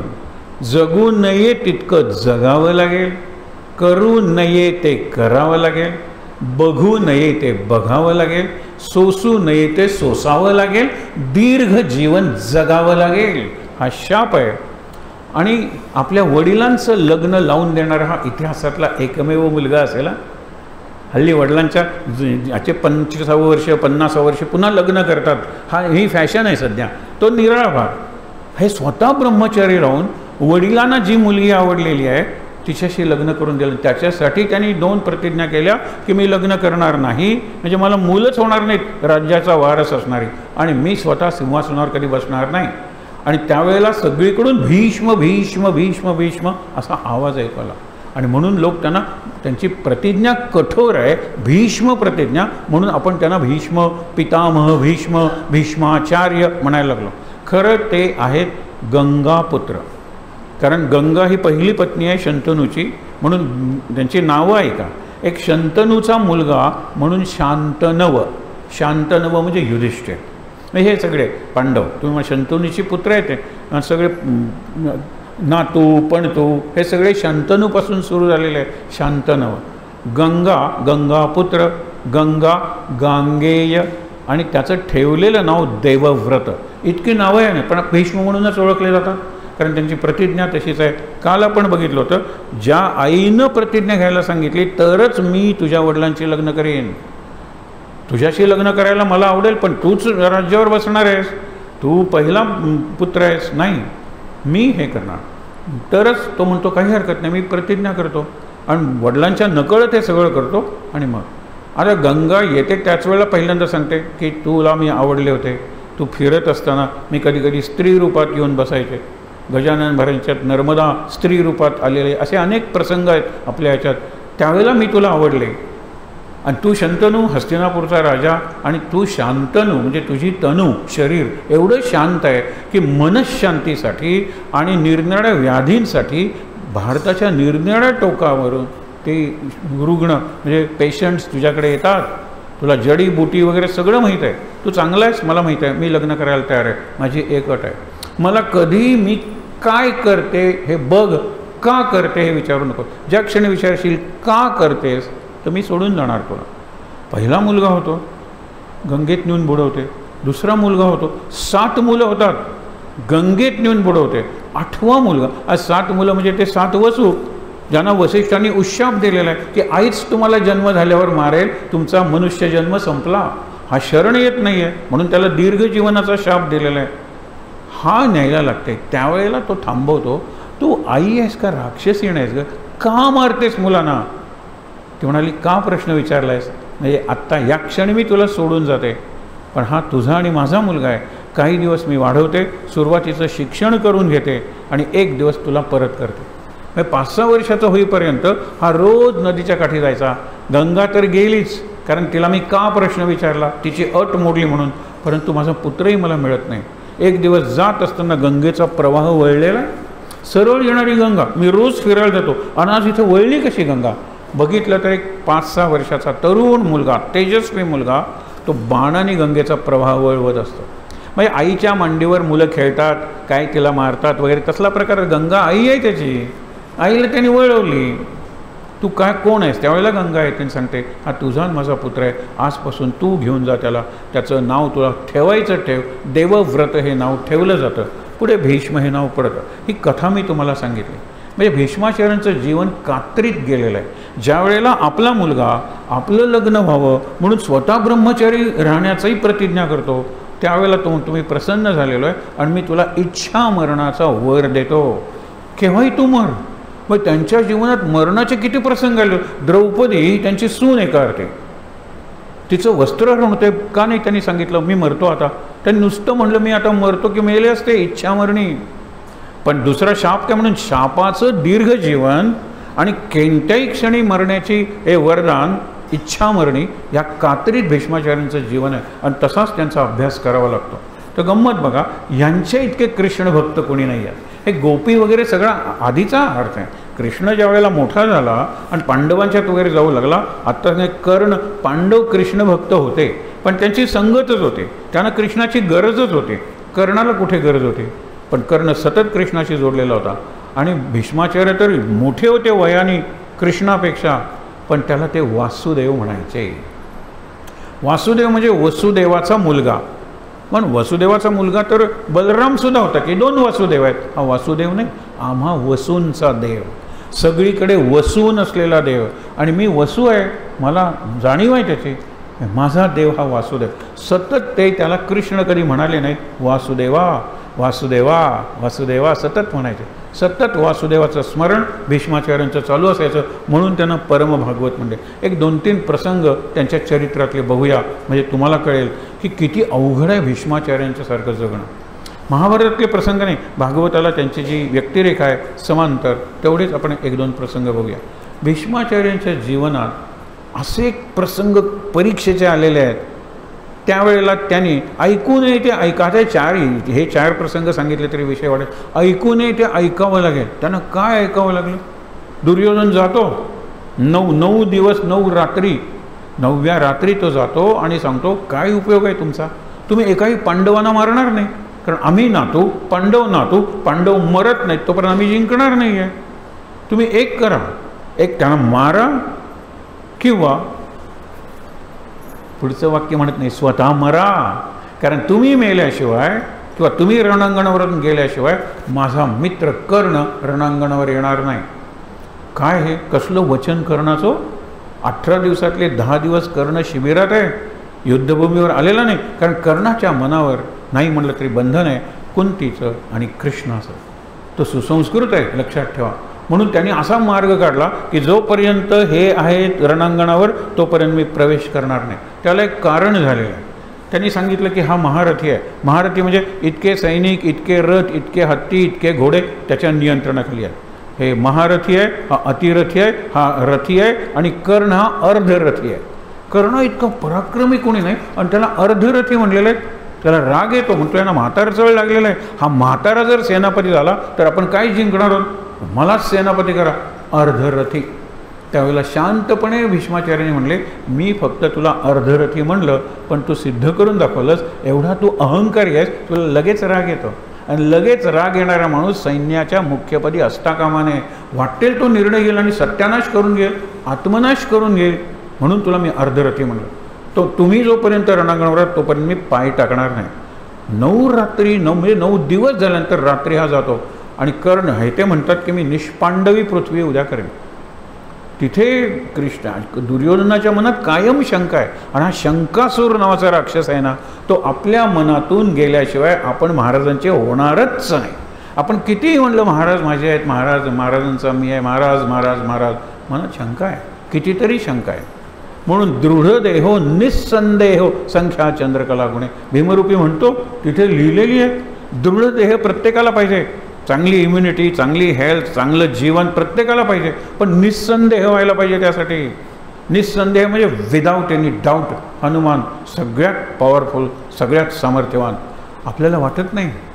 इथे दुर्योधन तेच म्हणाला, उद्या तुम्ही 5ही पांडवांना मारलं नाही तर त्यावेळेला ते सावध झाले, म्हणाले मी कुठली प्रतिज्ञा केली होती, आणि प्रतिज्ञा भीष्माची खरी करावी लागली असती. खरंच पांडवांना मारावं लागलं असतं, आणि त्यांना पांडवांना मारणं अवघड नव्हतं, कारण त्यांचे गुरु, जे कर्णाचे गुरु परशुराम, त्यांचा यांनी भीष्माचार्यांनी पराभव करत आले होते. त्यावेळेला देवानी मध्यस्थी केली, आणि मॅच जशी ड्रॉ होते ना, तसं ते युद्ध ड्रॉ केलं गेलं. कारण शिष्याकडून गुरुचा पराभव, आणि गुरु कोण? परशुराम. तसं होऊ नये, पण कर्ण एवढा पराक्रमी आहे. ठीक आहे, हे सगळं सांगितलं. भीष्माचार्यांनी ते म्हणाल, तुम्ही जर मारलं नाहीत तर काय, मी रथातून पडेन, मी पतन, माझं मरण होणार नाही युद्धभूमीवर, कारण मी इच्छामरणी आहे. कारण अजून युद्ध संपलेलं नाही आहे. भीष्मांच्या मनात नसेल, हे सगळे माझे नातू लढत आहेत एकमेकाशी, मी लढत असलो जरी सेनापती म्हणून कुणाचा? कौरवांचा, तरी मनात सतत प्रार्थना करत होतो की पांडवांचा जय व्हावा, पांडवांचा जय, कारण द्रौपदीच्या अन्यायाचं निवारण व्हावं, ही प्रार्थना करत होतो. हे सगळे आचार्य, त्यांना माहीत होतं की आपण अन्यायाची, अपराधाची आणि अनितीची बाजू असलेल्या कौरवांच्या बाजूने लढतोय, पण मनातल्या मनात ते प्रार्थना करत होते की पांडवांचा विजय व्हावा. तुमचा सेनापती मनातल्या मनात म्हणतो. याच्यासाठी युधिष्ठिर पुढे आपण बघणार आहोत. त्याचा एक प्रसंग सांगतो. अर्जुनाला गीता सांगून तयार केलं. अर्जुन म्हणतो करिष्ये वचनम तव कृष्णा, आता तू सांगशील त्याप्रमाणे मी करेन. आणि अर्जुनाने त्याप्रमाणे केलं. एक पॉईंट नेहमी युद्धातलं लक्षात ठेवायचा. अर्जुन म्हणतो आजोबा आहेत ते माझे, त्यांना कसे मारू? पण एकदा सांगितलं करिष्ये, त्याला गीता ऐकली, त्याचा निश्चय झाला, मी लढणारच. माझ्यासमोर शत्रू आहेत, माझ्यासमोर कुणी आजोबा नाहीत, कुणी गुरु नाहीत आणि कुणी चुलत भाऊ नाही, शत्रू आहेत. मग ज्या वेळेला 10वा दिवस उजाडला, त्यावेळेला त्यांनी भीष्माचार्यांनी सांगितलं होतं की स्त्री म्हणून जन्मलेली किंवा स्त्री असलेली कोणतीही व्यक्ती माझ्यासमोर आणली तर मी शस्त्र खाली ठेवेन, मग कुणीही मला मारलं तरी चालेल. शिखंडिनी ती असते, पुढे लिंग बदलून शिखंडी होतो, पण ती कायम शिखंडी, जन्म स्त्रीच आहे. हे भीष्माचार्यांना माहीत आहे, हे कृष्णाला माहीत आहे. तिला उभं केलं पुढे, आणि त्याच्या मागून पराक्रमी अर्जुनाने बाण मारले. याला काउन्सेलिंग म्हणतात. गीतेचा करिष्ये वचनम तवचा हा हायेस्ट पॉईंट आहे. अर्जुन असा एका स्त्रीच्या मागून बाण मारेल, आणि तोही हे माझे आजोबा आहेत, त्यांना कसं मारू? हे सुरुवातीला म्हणत होता.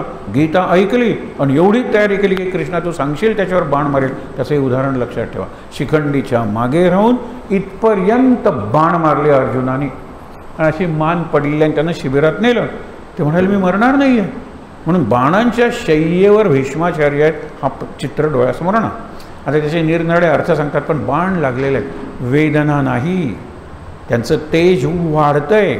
आणि किती दिवस जगले? 54 दिवस जगले. त्यापैकी 8 दिवस, 18 दिवस जर युद्ध चाललं तर 8 दिवस युद्धाची काय बातमी आहे? आता किती पांडव जगत आलेले, जिंकत आलेले आहेत, त्यांना पांडवांच्या विजयाची अपेक्षा होती. म्हणून युधिष्ठिराची एक कृती, अर्जुन उभा राहिला, आता सांगशील तिथे मी बाण मारेन. अशा वेळेला युधिष्ठिर खाली उतरतो, चपला काढून ठेवतो, पहिले चालत भीष्माचार्यांच्याकडे जातो. भीष्माचार्य अशा अंतरावर उभे आहेत की तो बोलतो ते ऐकू येत नाही. कृष्ण म्हणतो की घात झाला. अर्जुनाला मी सावरलं, ह्याला कोण सावरणार आहे? ह्याला कोणती गीता ऐकवू? अर्जुन साधा आहे, माझा सखा आहे, माझ्याबरोबर असणार आहे आणि माझा ऐकणार आहे. हा माझ्यापेक्षा ज्ञानी आहे, माझ्यापेक्षा वयाने मोठा आहे, ह्याला मी काय सांगू?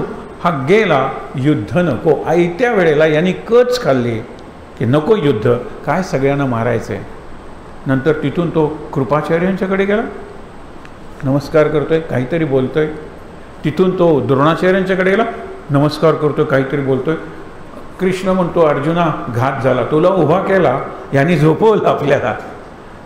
परत आला, 2 सैन्यांच्या मध्ये उभा राहिला. अर्जुनाला रथ मध्ये उभा करायला सांगितलं अर्जुनाने, हा उभा राहिला आणि दोन्ही सैन्याला ऐकू जाईल अशा आवाजात म्हणला आता कोणत्याही क्षणी युद्ध सुरू झाल्याचा शंख फुंकला जाईल.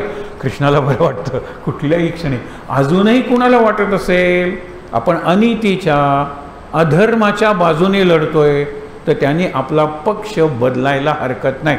ह्याला डिमॉरलायझेशन म्हणतात. हा अवसान घात आहे. प्रत्येकाला वाटलं की नाही काय आपण लढतोय याच्या बाजूने. भीष्माचार्याने जरी आता खात्री पटली, युयुत्सु म्हणून जो 151वा मुलगा आहे कुणाचा, मग त्याचा उल्लेख आहे भागवतात, तो साईड बदलून आला म्हणून तो मेला नाही. 100 मुलं मेली, पण धृतराष्ट्र आणि गांधारी, दासीपुत्र आहे, गांधारीचा पुत्र नाही. तो धृतराष्ट्राचा मुलगा आहे. त्यांनी हा आवाज ऐकला आणि म्हणाला मी धर्माच्या बाजूला जातो, म्हणून तो या बाजूला आला. पण युधिष्ठिराला त्या दिवशी संध्याकाळी विचारतो, अरे तू काय सांगितलंस त्यांना? काही नाही. त्यांनी सांगितलं, पितामह कोणत्याही क्षणी युद्ध सुरू होईल, हा तुमचा नातो तुम्हाला नमस्कार करतोय, आशीर्वाद द्या. कुठला आशीर्वाद देणार? दीर्घायुषी हो, म्हणजे जिंक, यशस्वी भव, कृपाचार्य यशस्वी भव, द्रोणाचार्य यशस्वी भव, शत्रूंचे सेनापती यशस्वी भव. ते नुसते बेस्ट ऑफ लक नाही आहे काही, यशस्वी भव त्यांचं वरदान आहे, त्यांचा कमिटमेंट आहे, हे त्यांनी मिळवलं. हा युधिष्ठिर आहे. पुढे युधिष्ठिराबद्दल बघूया. पण भीष्माचार्य बाणांच्या शय्येवर आहे. त्या दिवशीचं युद्ध संपतं ना, भीष्म रथातून पडतात. कोण लढणार आहे पुढे? शंख वाजवून युद्ध संपलं, त्यांना शिबिरात आणतात.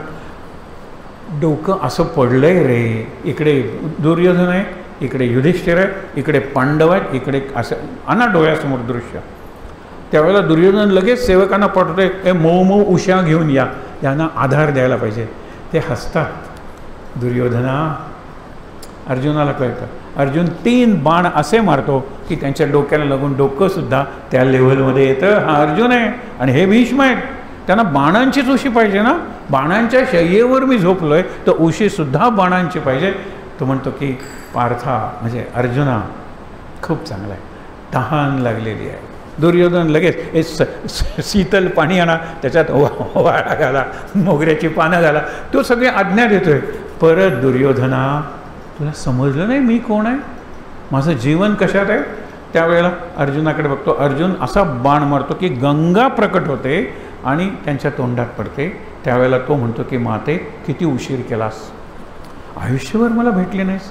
मी तुझ्या काठी नेहमी यायचो की मी या गोंधळात आहे बुद्धी, मला मार्ग दाखव. मला मार्ग कधीही दाखवला नाहीस आणि आता आलीस. आपण म्हणतो ना तेव्हापासून सुरू झालं असेल की शेवटी गंगा तोंडात घाला. तर त्याने अर्जुनाने बाण मारला, गंगेचा संकल्प केला आणि गंगा आली आणि त्यांच्या आपल्या मुलाच्या तोंडात जाऊन तहान भागवली. हा कितवा दिवस होता? हा त्यांच्या जीवनातला 11वा युद्धाचा 11वा दिवस होता. त्यानंतर 7 दिवस युद्ध झालं. हे सगळे कौरव पांडव त्यांच्या शिबिरात जाऊन काय झालं कसं झालं हे सांगत होते. 18व्या दिवशी ज्यावेळेला सगळे कौरव मेले आणि पांडवांचा विजय झाला त्यावेळेला ह्यांना आनंद झालेला आहे. पण सगळ्यात वाईट तुम्हाला सांगितलं ना, वाईट वाटलेलं आहे कुणाला? युधिष्ठिराला. आणि युधिष्ठिराला मग त्या कथा सांगितल्या 16 राजांच्या. त्याच्यात एक रामाची कथा आहे.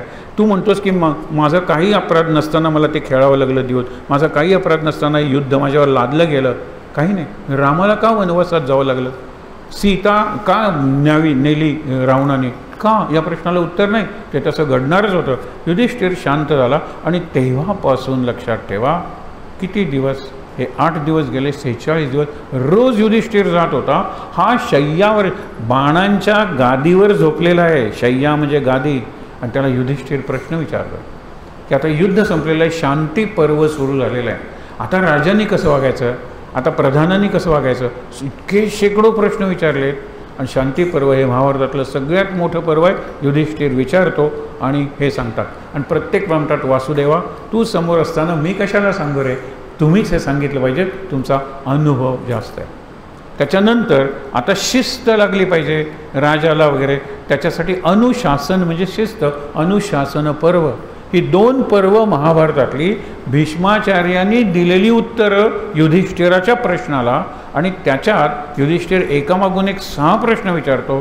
त्या 6 प्रश्नांचं उत्तर म्हणून विष्णू सहस्रनाम कोण सांगतात? भीष्माचार्य. म्हणजे सगळ्यात परम असं आश्रयस्थान कुठलं, परम धर्म कुठला, परम मार्ग कुठला, परम मंत्र कुठला, हे सगळे विचारतो प्रश्न. त्याला उत्तर म्हणून विष्णू सहस्रनाम, की जे आपल्यापैकी अनेकांच्या नित्यपाठात आहे. गोंदवलेला रोज म्हणलं जातं. जिथे जिथे रामाची केंद्र आहे तिथे रोज इतकंच काय शंकराचार्यांच्या मठात सुद्धा रोज विष्णू सहस्रनाम म्हणलं जातं. इतकं त्या तेज आहे किंवा महात्म्य आहे त्या स्तोत्राचं. हे अशा अवस्थेत सांगितलं. आणि चांगलं आणखीन काय विचारायचं का, आणखीन काय विचारायचं का? उत्तरायण सुरू होतं. आपण म्हणतो ना की दिवस मोठे व्हायला लागले की उत्तरायण सुरू होतं. त्याला आपण म्हणूया 20 डिसेंबर. आणि दिवस लहान व्हायला लागले की आपण समजायचं की आता दक्षिणायन सुरू झालेलं आहे 20 जूनला. आपण सध्या दक्षिणायनात आहोत. हळूहळू लक्षात येईल तुम्हाला की दिवसांची लांबी कमी व्हायला लागलेली आहे वगैरे असं. हे बघा, दक्षिणायनात दिवसांची लांबी कमी होते, रात्र मोठी होते, आणि इकडे उत्तरायणात दिवसांची, आणि 20 जून हा दिवस लॉंगेस्ट डे म्हणला जातो. आणि तिथे भारतात सगळ्यात जास्त सूर्यप्रकाश येणारं जगातलं गाव एक जयपूर, आणि त्याच्या शेजारचं एक पॉईंट आहे 20 जून, आणि 20 डिसेंबरला सगळ्यात कमी दिवस असतो. ठीक आहे, तो मुद्दा नाही आपला. मग शांतपणे ते म्हणाले, वासुदेवासमोर उभं राहा, कसं मरावं हे या परम भागवताकडून शिकावं असं त्यांनी सांगितलं. मग त्यांनी प्रत्येक गात्र हे शवासनाची एक चांगली पद्धत आहे, म्हणून तुम्हाला मी सगळं डिटेल सांगत नाही. ते म्हणतो की हे माझ्या डाव्या पायाच्या करंगळे, इतकं डिटेल नाही, मी तुम्हाला समजतो की तू निष्प्राण हो, म्हणजे निर्जीव हो, आणि तुझं चैतन्य कृष्णाच्या डाव्या पायाच्या करंगळीत जाऊ दे. शेजारच्या बोटा, त्याच्यानंतर अंगठा, त्याला सांगतो की तू निष्प्राण हो. मग बोट, डावा पाय पूर्णपणे निष्प्राण झालेला, आता त्यांना हलवतासुद्धा येत नाही, मेलेला आहे. त्यातली सगळी शक्ती, सगळा प्राण, सगळा जीव कृष्णाच्या ह्याच्यात गेलेला. असं करत शेवटी आपली आत्मज्योत कृष्णाच्या आत्मज्योतीत विलीन करतात. हा पूर्वीचा वसुदेव वासुदेवात विलीन होतो. इतका सुंदर अंत आहे भीष्माचार्यांचा. विदुर, आता विदुर आणि युधिष्ठिर हे दोघंजण यमाचे, ती कथा ह्याच्यात आलेली आहे. विस्ताराने आपण बघूयात एक थोडक्यात. ऋषी आहेत मांडव्य नावाचे, आणि त्या आश्रमात बसलेले आहेत. इतक्यात काय होतं, चोर चोरी करतात राजाकडे, आणि राजा म्हणतो माझे दागिने गेलेत, मी पुन्हा मिळवेन. पण राजचिन्ह गेलेले आहेत, राजवस्त्र गेलेले आहेत. आता ध्वज असतो, तो ध्वज चोरीला गेला. ध्वजावर असं काहीतरी असतं ना वरती धातूचं, तेही चोरीला गेलं. मिळवा काही झालं तरी सगळे सैनिक मागे लागतात. हा चोर जीवाच्या आकांताने पळतोय. इतक्यात एका ऋषींच्या, या मांडव्य ऋषींच्या आश्रमात तो शिरतो. म्हणतो आश्रमात ते सैनिक येणार नाहीत, पण राजाकडे चोरी केल्यामुळे ते आश्रमात येतात. मग हळूच तो जे चोरीच्या पदार्थांचं गाठोडं असतो, पोटली आपण म्हणतो, ती त्या ऋषींच्या शेजारी ठेवतो आणि स्वतः लपून बसतो. त्यांनी ऋषींचाच वेश घेतलेला असतो, साधूचा वेश, कारण साधूच्या वेशात त्याला परवानगी मिळते जायला. चोर कुठलाही वेश घेतो, तर त्या तसाच तो दिसत असतो साधूसारखा. त्यांनी सांगितलं ही पोटली मिळाली त्यावरती तू चोरी केलीस का. हे शांतपणे बघतात. हे मांडव्य ऋषींचं जे वर्तन आहे ना, ते परम भागवत, त्यांनी यमाला शाप दिलेला एवढा अधिकार त्यांनी प्राप्त करून घेतला. शांतपणे बघतात. ते म्हणतात तुम्ही चोरी केली ना, शांतपणे हसतात, एक शब्द बोलत नाही. ह्याला घेऊन जा रे, फरफटत नेतात, थुंकतात अंगावर. गावातले लोक लाथा मारतात. आपल्या आवडत्या लाडक्या राजाकडे यांनी चोरी केलेली आहे. फरफटत आणून राजदरबारात आपटतात. काही बोलत नाहीत, आत्तापर्यंत काहीही बोलत नाही. राजा विचारतो तुम्ही चोरी केली आहे का, तुम्ही खरे ऋषी आहात का. एक शब्द बोलत नाही. मग राजा सांगतो माझ्या राज्यात चोर जर साधूचा वेश घेऊन चोरी करायला लागले तर साधूंवरचा विश्वास उडेल, म्हणून हे काही बोलत नाही. या मौनम संमती लक्षणम, यांनी चोरी केली आहे. शेवटचं विचारतो केली आहे का, केली नाही, काही बोलत नाहीत, शांतपणे हसत असतात. म्हणाले सूळ उभारा. सूळ म्हणजे काय, आत्तापर्यंत त्यांचं नाव मांडव्य आहे, त्या सुळाचं जे टोक आहे त्याला अणी म्हणतात. त्यांना अणी मांडव्य म्हणायला लागले. सूळ म्हणजे असं लोखंडाचा खांब आणि त्याला टोक असतं. म्हणाले त्याच्या टोकावर याला बसवा, तो आज जात राहू दे, जात राहू दे, जात राहू दे, हा मरत राहू दे, मरत राहू दे, मरत राहू दे. मेला तरी सुळावरून उतरू नका, गिधाडं पक्षी वगैरे खाऊ दे, आणि बाजारात हे सगळं काम करा. येणाऱ्या जाणाऱ्यांना भीती वाटली पाहिजे. मी चोरी करेन, वेषांतर करेन, पण साधूचा वेश घेणार नाही. 3 दिवस जातात. राजाला आठवण आहे, मेला करे तो साधू, तो प्रधानमंत्री म्हणून तुम्हाला तेच सांगायला येतो, तो मेला तर नाहीच आहे, त्याचं तेज वाढायला लागलंय. त्यावेळेला राजा म्हणतो तो खरंच साधू असेल, तो काही बोलला नाही, आपण त्याला शिक्षा दिलेली आहे, त्याला सन्मानपूर्वक उतरा, वाजत गाजत आणा. मी क्षमा मागतो त्यांची, कारण केव्हा तरी त्यांना राग आला आणि शाप दिला ना, तर निस्संतान सत्यानाश होईल आपल्या राज्याचा आणि माझा. आणा, वाजत गाजत त्यांना घेऊन या. ते नुसते आले. राजाने विचारलं की क्षमा करा, तुम्ही चोरी केलेली नाही, तुम्ही चोर नाही आहात, हे नंतर मला कळलं.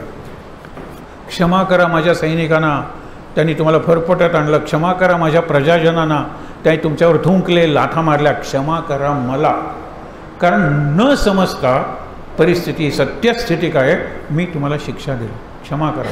त्यावेळेला पहिल्यांदा ते बोलतात. मी तुमचे ऋण मान्य करतो. क्षमा काय मागता माझी? धन्यवाद धन्यवाद धन्यवाद धन्यवाद राजा तुला, धन्यवाद हे सैनिकांनो तुम्हाला, आणि धन्यवाद प्रजाजनांना. कारण माझं कुठलं तरी प्रारब्ध भोगायचं राहिलं होतं, ते भोगण्यासाठी तुमची मला मदत झाली. पहिल्यांदा आरोप, मी जी चोरी केलीच नव्हती ती. नंतर अत्यंत निंदा, फरफटत येणं, वेदना, हे सगळं. आणि नंतर सुळावर बसवलं. त्यावेळेला मी जिवंत होतो, आजही जिवंत आहे. त्यावेळेला मी साधा होतो. मी सुळावर असताना 3 दिवसात विचार केला, या जन्मात माझं काही भोगायचं राहिलं होतं का? प्रारब्धाचा एक सिद्धांत लक्षात ठेवा, tooth for tooth, eye for an eye. मी जर आज एखाद्याचा डोळा दुखवला गरज नसताना सूड म्हणून, तर माझा डोळा तो याच जन्मात दुखवेल, किंवा तो पुढच्या जन्मात दुखवण्यासाठी कदाचित माझा मुलगा किंवा बायको सुद्धा होईल, सांगता येत नाही, डोळ्यावर काहीतरी फेकून मारेल. विचार करा, माझा दात मी कोणाचा पाडला तर माझा दात पाडण्यासाठी याच जन्मात त्याला संधी मिळेल, नाही तर पुढच्या जन्मात तो येईल तुमचा शेजारी बनून किंवा तुमचा बॉस बनून दात पाडेल. हा नियम आहे. मी बघायला लागलो की या जन्मात माझं काय राहिलं होतं म्हणून मला अशी शिक्षा मिळाली. गेलो मागच्या जन्मात, त्याच्या मागच्या जन्मात, त्याच्या मागच्या अनेक जन्म बघितले, माझं कुठलंच पाप भोगायचं राहिलेलं नाही. मी मुक्तीच्या अगदी जवळ पोचलो होतो. अशा वेळेला ही शिक्षा. मी यमाकडे जाणार आहे आणि चित्रगुप्ताकडे जाणार आहे. चित्रगुप्त यमाचा अकाउंटंट आहे की माझं कुठलं पाप भोगायचं राहिलं आहे. यम घाबरला हो. ऋषी आलेले आहेत, मग आपली काही धडगत नाही आहे. तो मोठी असे वह्या असतात चित्रगुप्ताच्या, उघडतो, हे पाप भोगलंय, हे पाप भोगलंय, हे पाप भोगलंय, या पापाची शिक्षा झाली, या पापाचं दुःख भोगलं, या पापाचं सगळं सगळं भोगून झालेलं आहे. घाबरतो यम. अशा वेळेला म्हणतो सापडला. लहानपणी एका फुलपाखराला घेऊन, एक काटा घेऊन तुम्ही फुलपाखराच्या पोटातून असा घुसवला होता आणि ते तडफडताना तुम्ही बघत होता, हे पाप भोगायचं राहिलंय म्हणून तो काटा तुम्ही फुलपाखराच्या याच्यातून घुसवला होता. हाही काट्यासारखं लोखंडाची टोक असलेली अणी तुमच्या शरीरात जात राहिली. तुम्ही जे त्रास द्याल तो त्रास तुमच्यावर येतो. एवढं तरी समजूया. पॉझिटिव्ह विचार करा, तुमच्याकडे येतील. लोकांचं कल्याण, लोकांचं मंगल, लोकांचं शुभ होऊ द्या. म्हणा, विचार करा, प्रार्थना करा, ते तुमच्याकडे तुमच्याकडे शुभ येईल, तुमच्याकडे मंगल येईल, तुमच्याकडे कल्याण होईल आणि बरं होईल तुमचं. त्याचं वाईट होऊ दे की तुमच्याकडे वाईटच येणार आहे. हा नियम आहे याचा. मग त्यांनी प्रश्न विचारला आणि शाप दिले. इथे आपण थांबूया. शाप दिल्यानंतर काय शाप दिला? पहिल्यांदा म्हणाले की लहानपणी मी किती लहान होतो. ते म्हणाले नुकतेच चालायला वगैरे लागला होता, फुलपाखरू तुमच्या हातात आलं, सहज तुम्ही गेलात, फुलपाखराला वाटलं असेल लहान पोर आपल्याला काय करणार आहे, तुम्ही पकडलं, त्या झाडाचा काटा काढून तुम्हाला माझा खेळ होता तो. मी पाप करतोय अशी मला जाणीव होती का? मी अबोध होतो, अबोध, बोधच नाही मला. ह्याला पापच नाही तर शिक्षा कुठली? तू अकाउंट हे एंट्री कशी केलीस या पापाची? आता एंट्री केलीस तर हरकत नाही. अबोध अवस्थेत केलेल्या पापाची शिक्षा अबोध अवस्थेतच द्यायची असते. मोठ्या माणसाला, आपल्याला लहानपण आपण आता सोडलंय मागे, पण आपली गाढ झोप आहे ना, ती अबोध अवस्था असते. झोपेत काही कळत नाही आपल्याला. एवढी मोठी वरात प्रोसेशन गेली कळत नाही, एवढे फटाके फोडतायत कळत नाही, अंगावरून स्वतःच्या साप गेला तरी कळत नाही. हे लक्षात ठेवा. ती अबोध अवस्था आहे. त्या अबोध अवस्थेत मला शिक्षा द्यायला पाहिजे होती. प्रत्यक्ष कशी शिक्षा दिली? तो म्हणाला चूक झाली. आता अबोध अवस्थेत शिक्षा आपल्याला मिळत असतात. बऱ्याच वेळेला आपण कॉटवरून खाली पडलो आहे, ही शिक्षा आहे. कुठल्या तरी वडिलांना ढकलून दिलं असेल बहुतेक, गणितातले मार्क्स विचारले असतील, दिलं ढकलून, ते आता भोगतोय आणि नापास होतोय वगैरे. काय भयंकर चोरांच्या ह्याच्यात सापडले. एकदम जाग आली की हां जाग, ते स्वप्न होतं नाही का, ते अबोध अवस्थेतल्या शिक्षा आहेत. चूक मान्य केली यमाने, तू 3 मानव जन्म घे. इथे थांबूया आपण. मानव जन्म 3 घे. मानव जन्म ही पुन्हा शिक्षा. तिकडे वसुना मानव जन्म ही शिक्षा. आता पुढे मानव जन्म ही शिक्षा. आणखीन एक कथा येणार आहे, पण गंमत बघा. मानव जन्म ही शिक्षा आहे, मानव जन्म ही संधी आहे. शिक्षा आहे पनिशमेंट, पण त्या पनिशमेंटमध्ये स्वतःला सुधारण्याची. वाल्याला एका अर्थाने पनिशमेंटच मिळाली. एके ठिकाणी बस, तो कधीच बसला नव्हता. एकच शब्द म्हण, तो कधीच म्हणला नव्हता. ती त्यांनी स्वीकारली आणि वाल्मिकी झाला. तसा प्रकार आहे हा. म्हणून त्यांनी सांगितलं की मी शाप देतो, तुला 3 जन्म घ्यावे लागतील. कसे? एक समाजाच्या चौकटीच्या बाहेर पहिला जन्म, दुसरा जन्म दासीपुत्राचा, काही तुला मान्यता नाही समाजात, आणि तिसरा राजाचा. तो म्हणतो, यम सांगतो आणखीन 3 जन्म घेईन पण राजाचा जन्म नको. तो म्हणाला का रे, राजाचा जन्म आहे? नाही म्हणाला. मग राजाचा जन्म आल्यानंतर मी जर एक पाप केलं आणि माझ्या राज्यात समजा 1000 लोक आहेत, तर माझ्या ह्याच्यात एंट्री 1000 पापांची होईल. कारण राजाची पापं प्रजेला भोगावी लागतात. आपण नाही का भोगत सध्या? हे लक्षात ठेवा, राजाची पापं भोगावी लागतात प्रजेला. पण तो म्हणतो पुण्य केलंस, एक पुण्य केलंस तर 1000 पुण्याची एंट्री सुद्धा होईल ना. तो तिथेच तर घात आहे. राजा झाल्यानंतर पुण्य करण्याची प्रेरणाच होत नाही. राजा म्हणजे फक्त करप्शन, राजा म्हणजे फक्त एक्सप्लॉयटेशन, म्हणजे शोषण. Power corrupts and absolute power corrupts absolutely, हा सिद्धांत या कथेत आहे. की मला राजा नको. त्यावेळेला म्हणतो तुझ्याकडून हे अपराध घडणार आहे आणि तो अपराध तुला भोगावा लागणार आहे. पण तरीसुद्धा प्रातस्मरणात ज्या राजांची नावं असतील, पुण्यश्लोको नलो राजो पुण्यश्लोको युधिष्ठिरा, रोज सगळेजण सकाळी तुला नमस्कार करतील आणि शेवट तुझ्या जीवनाचा असा होईल की सगळेजण म्हणतील राजा असावा तर असा. मग हरकत नाही. 3 जन्म. पहिला जन्म डोम, स्मशानात प्रेत जाळण्याचा झाला, दुसरा विदुराचा दासीपुत्र, आणि तिसरा युधिष्ठिराचा. युधिष्ठिर हा विदुराचा पुतण्या होता. विदुर हे युधिष्ठिराचे काका होते. आता विदुर आणि युधिष्ठिर आणि काही राजांच्या कथा आपण इंटरवल नंतर पाहूया, मध्यांतरानंतर. आहे त्या ठिकाणी ताट बसून फक्त 3दा दीर्घ श्वास घेऊया. आरतीसाठी आपण उभे राहणार आहोत नंतर.